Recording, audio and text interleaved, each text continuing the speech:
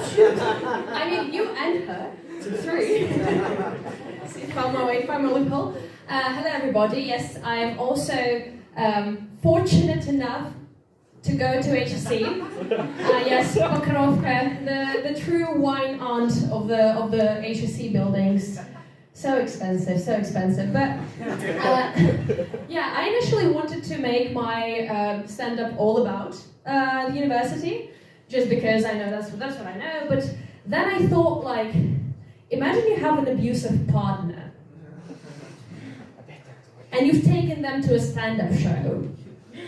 Are you gonna make jokes about them? So anyway, I went to the dentist the other day.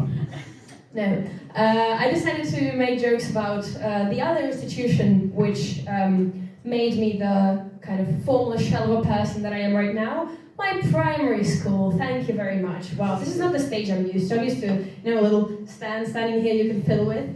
That's what she said. Okay, yeah, so my primary school, the year is 2007. I set the scene, yes, feel old, all you will.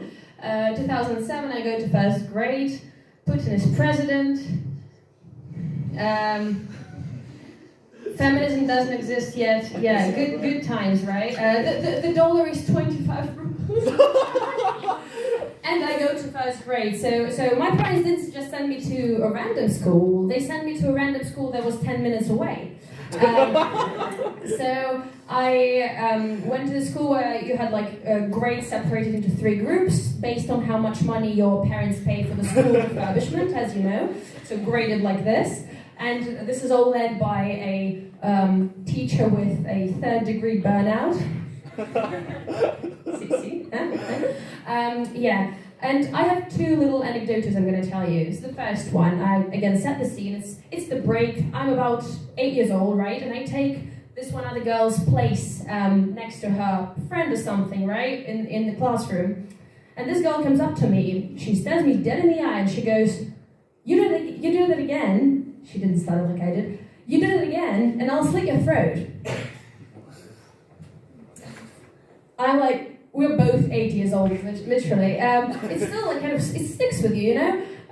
But when I told my parents, what they told me really kind of stuck with me throughout. Like, it's been 13 years, I still remember what they said. It was not particularly inspiring. It was just very xenophobic towards that girl. But I'm not going to repeat who you think I am. Yeah, this other time I was playing in the playground in the snow, as you do, rush of January, right? Frostbite, all the fun stuff. I was playing with this other girl, and she was kind of like tomboyish. She was very kind of, she was very, wow. Thank you. No, thank you. She was very kind of troublemaker, and she knew all about all the sex stuff. You know, there was always this girl who knew all about all the sex. And I, being a good Christian 8-year-old, knew nothing about sex. And for all my parents, no, I still don't. But she told me, basically, in the terrifying childish terms, how the kind of, the act goes on, right?